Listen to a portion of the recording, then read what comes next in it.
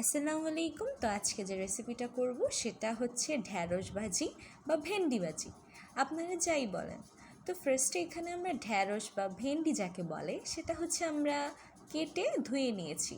এখন হচ্ছে ফ্রাই প্যানে তেল দিয়ে এখন আমরা ভেন্ডিটা দিয়ে দিলাম, তারপরে লবণ, পেঁয়াজ কুচি, তারপরে হচ্ছে কাঁচামরিচ ফালি, দ্যাটস ইট।